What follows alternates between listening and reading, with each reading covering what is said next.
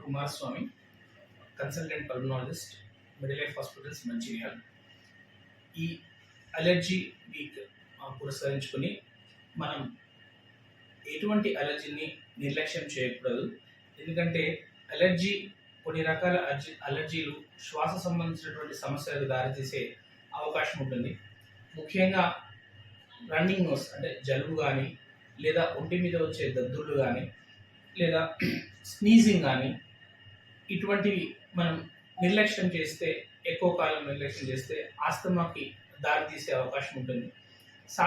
సాధ్యమైనంత వరకు ఎలర్జీకి సంబంధించిన వాటిని మీరు ఇంట్లోనే ట్రీట్ చేసుకోకుండా, ఒకవేళ తగ్గని పరిస్థితిలో వస్తే హాస్పిటల్ని మీ దగ్గరలో నియరెస్ట్ అలర్జీ స్పెషలిస్ట్ని సంప్రదిస్తే శాశ్వతంగా మనం అలర్జీకి పరిష్కారం కనుక్కోవచ్చు.